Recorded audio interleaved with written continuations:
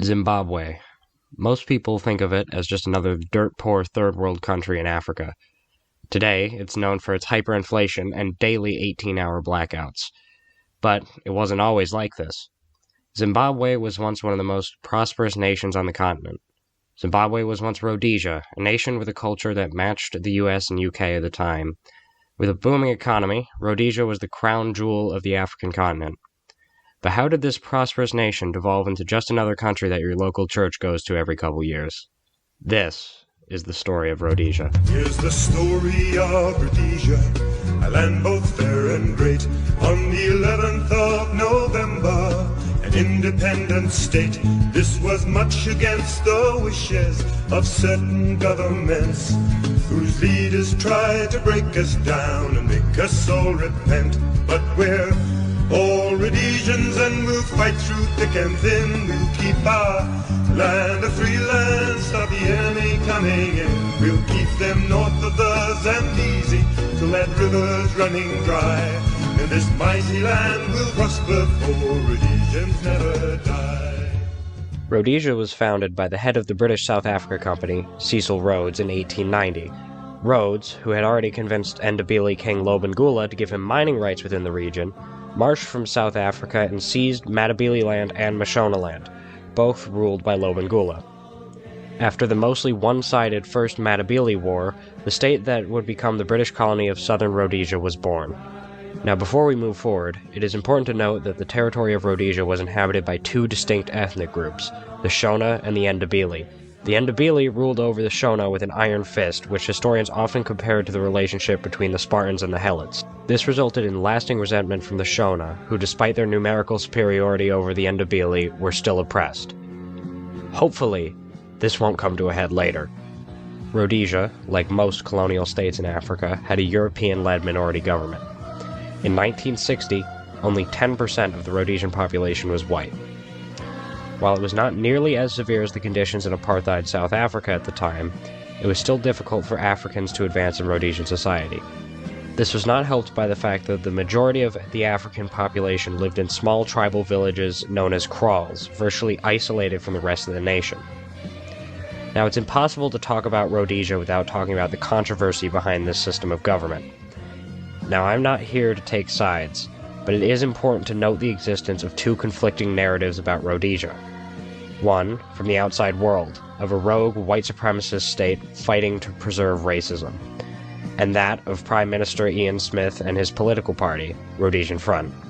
I'll let you choose who to believe. The voting is exactly the same for the black man as for the white man. The black man has the same opportunities as the white man. The black man can come into parliament, as can the white man. There is nothing in this country to prevent a black man sitting in my chair, providing he has the ability, providing he can earn the position. The year is 1965, and the British colony of Southern Rhodesia is booming, but they yearn for independence. Britain agreed, but on the condition that Rhodesia rid itself of its colonial-style minority rule. Prime Minister Ian Smith, having seen the chaos that erupted in the Congo when they forcefully switched to majority rule, refused. On November 11, 1965, Smith signed the Unilateral Declaration of Independence, declaring Rhodesia to be independent from British rule. Immediately, Britain implemented sanctions and embargoes on the new nation, and she pressured her allies into doing the same, effectively cutting Rhodesia off from the Western world.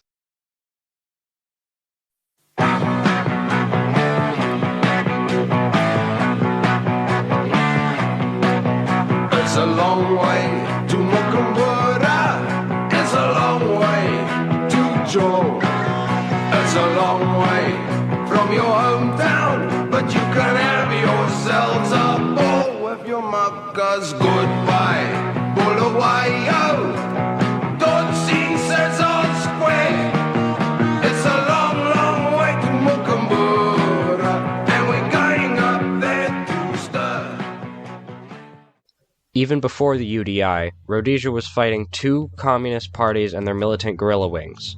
The largely Ndebele Zimbabwe African People's Union, or ZAPU, led by Joshua Nkomo, and the predominantly Shona Zimbabwe African National Union, or ZANU, led by Robert Mugabe.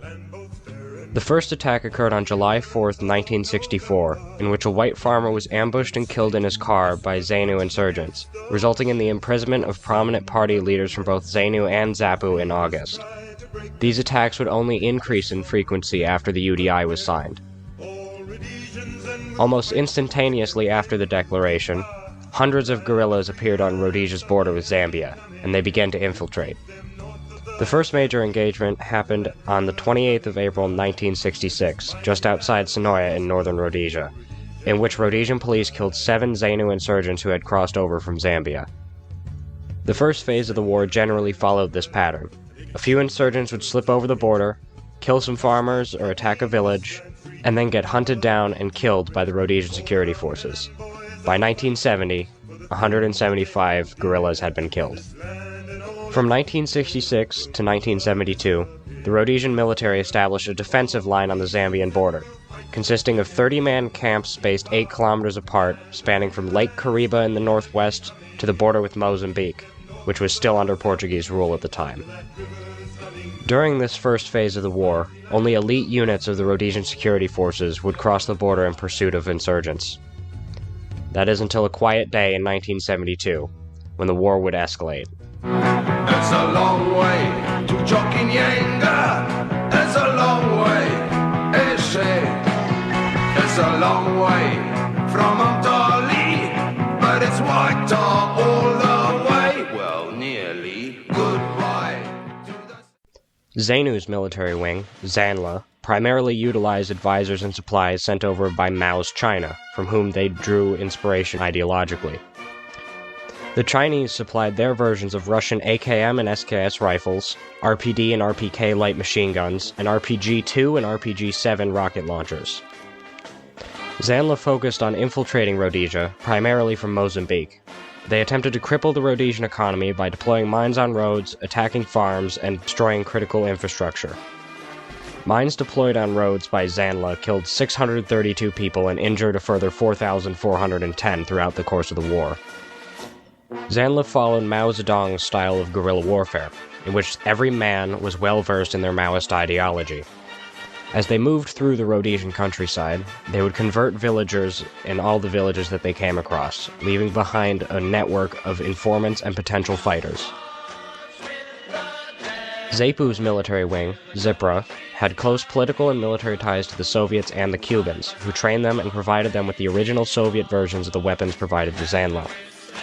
Because ZAPU believed that negotiation could bring victory non-violently, they were significantly less aggressive than their ZANLA counterparts. While they did infiltrate Rhodesia, they instead spent most of the war in Zambia, building a conventional army in hopes of sweeping in and stealing the victory from Mugabe with massive Soviet tanks and armored vehicles. This would never come to be. The Rhodesian security forces, numbering some 10,000 regulars and 40,000 reservists at its peak, had to make do with what they could get their hands on due to the international embargoes. Almost all the weapons and equipment used by the Rhodesian security forces were provided by either South Africa or Portugal, although Portugal would ultimately withdraw their support in 1975. The primary weapon utilized by the Rhodesians was the Belgian FN-FAL, a select-fire 7.62x51 battle rifle, which was the main weapon of most Western militaries at the time, earning it the nickname the right arm of the free world.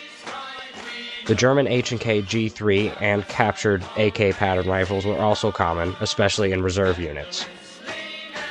In order to blend in the bush, soldiers would paint their rifles with whatever paint they could get their hands on, usually vehicle paint. These painted rifles became an iconic symbol of the war. Most of the infantry equipment employed by the Rhodesian security forces was either British, American, or produced domestically, although the domestic-produced equipment was generally regarded as lower quality. Rhodesia attracted volunteers from the Western world that wanted to fight the spread of communism, particularly from the US and UK. American volunteers were regarded very highly, as most had fought in Vietnam. The primary tactic employed by the Rhodesian security forces became known as Fire Force, in which, after a unit made contact with the guerrillas, airborne troops would be scrambled to encircle and destroy the insurgents. Fire Force operations were mostly conducted by 2 units, the Rhodesian Light Infantry, RLI, and the Rhodesian African Rifles, RAR, an all-black unit. Troops were typically flown in via Alouette 3 helicopters, while the commanding officer, CO, would hover overhead in a K-car gunship to coordinate the contact, while air support was provided by Cessna Lynx ground attack planes. But as the war progressed, troops assigned to Fire Force operations were parachute-trained and dropped from aging World War II-era Dakota transport planes because losses of helicopters could not be replaced. During Fire Force operations, troops were arranged into sticks of 4 men, 2 riflemen, 1 machine gunner armed with an FN MAG general-purpose machine gun, and 1 stick leader with a radio responsible for coordination with the CO and other sticks. This 4-man fire team structure is still followed in Western militaries today. Because of the close-quarters nature of combat in the bush, the Rhodesian security forces seldom employed fighting vehicles, although they did possess them. Because of Zanla's extensive mining operation, the Rhodesian security forces developed the world's first mine-resistant vehicles, the design of which still inspires vehicles used today. It's a long way to Llewellyn. It's a long way on the train. We could quiet to the North Pole, but they build one just the same with a parade square. We all dig the starfies, the haircuts and the greys, and we really scheme it slacker when we start on our first phase. On December 21st, 1972, after a period of relative tranquility, 45 Zanla guerrillas infiltrated Rhodesia and at 3 a.m. shattered the silence at Altina Farm, injuring the residents and destroying the farm. SIS and RLI were deployed to the region, where they thwarted a second attack on Whistlefield Farm, but the guerrillas ultimately escaped. While all this was occurring in Rhodesia, Mozambique had been fighting for its independence from Portugal. The main rebel group, Frelimo, was sympathetic to the cause of Zanla, and by the end of '72, they were beginning to win their war. Frelimo began to allow Zanla to operate out of areas of Mozambique under their control. Rhodesia was slowly starting to fight a war on 2 fronts. Guerrilla incursions escalated steadily in both frequency and size from the onset of 1973 until the end of the war. Fire Force operations began in February 1974. The war again fell into a pattern. Insurgents would infiltrate, be discovered by the ever-patrolling military or a passing civilian, and be scattered or destroyed by a Fire Force operation. Troops on Fire Force duties would often go out on multiple contacts a day. In 1975, Mozambique gained its independence from Portugal, which opened up the entire border as possible points that Zanla could infiltrate. The Rhodesian security forces immediately began cross-border operations into Mozambique and increased their raids into Zambia in an attempt to stop the insurgency at its source. One such operation, which occurred on August 9, 1976, saw 72 members of the elite unit, the Sela Scouts, don Frelimo uniforms, mount Frelimo vehicles, and ride to the Zanla camp in Nyadzanya, Mozambique, where 4,000 guerrillas were camped. One of the scouts used the loudspeaker in his vehicle to proclaim, "Zimbabwe Tatora," or "We have taken Zimbabwe," in Shona. When the guerrillas emerged from their tents and surrounded the vehicles to celebrate, the scouts opened fire at point-blank range, killing an estimated 300 guerrillas. They escaped back to Rhodesia with no casualties. Operation Eland, more commonly referred to as the Nyadzanya Raid, is symbolic of the desperate direction the war was taking for the Rhodesians. Special Branch of the Rhodesian Intelligence Services began to experiment with chemical and biological weapons. They poisoned water supplies in order to force guerrillas into areas patrolled by Rhodesian security forces. Food and clothes contaminated with biological agents such as anthrax were placed in rural stores for guerrillas to steal. In 1977, the war escalated again. The Rhodesian security forces were conducting operations throughout all of the nation. Rhodesian High Command made the switch from contain and hold operations to search and destroy operations, both in Rhodesia as well as Zambia and Mozambique. These cross-border operations increased in both frequency and intensity, with one such operation, Operation Gatling, resulting in the deaths of an estimated 2,000 guerrillas in Zambia. The most famous of these cross-border operations, known as Operation Dingo, targeted the New Farm Zanla base in Mozambique. Before the attack, the Rhodesian Air Force flew a civilian airliner over the camp, causing them to raise the alarm and scramble to cover. The alarm was quickly called off and clarified as false, and the men in the camp returned to their day.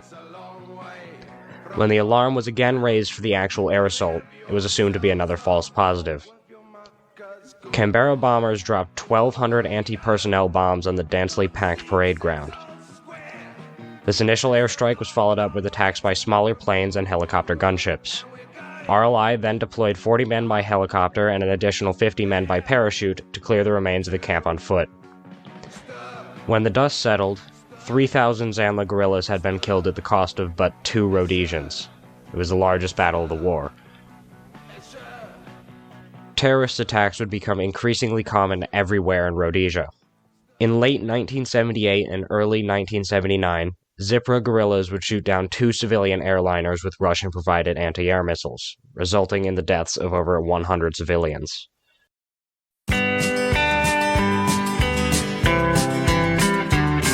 We stood for what we know is right. We stood against the Red Star's might. We won the fight upon the battlefield. But then the politicians came and played a sad and alien game. They said that we should bend and we should yield. And the snakes and snipers plagued us in the bush, but they couldn't ever beat us with the sword. Now the snakes and snipers hide behind the pen and try to get us with the written word.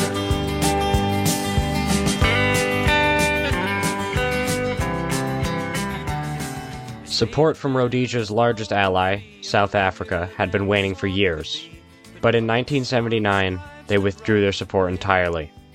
This, compounded with successful terrorist attacks against Rhodesia's fuel reserves, resulted in the Smith administration accepting that they could no longer postpone the inevitable, so they attempted to end the war with an internal settlement.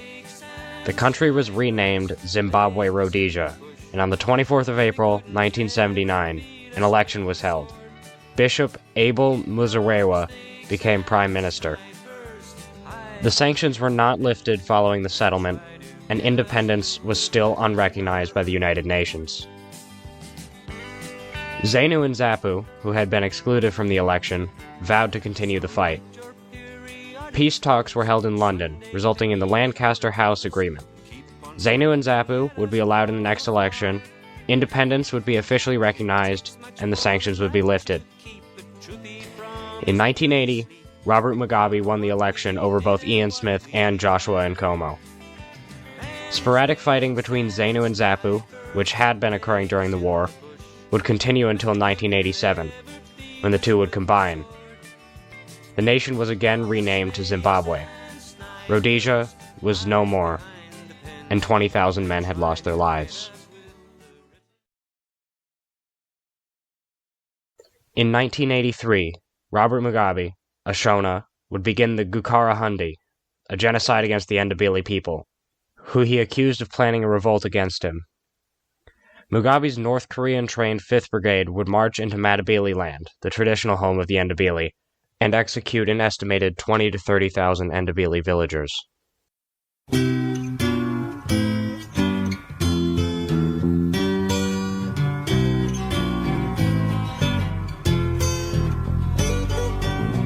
What a time it was, with so few friends to turn to.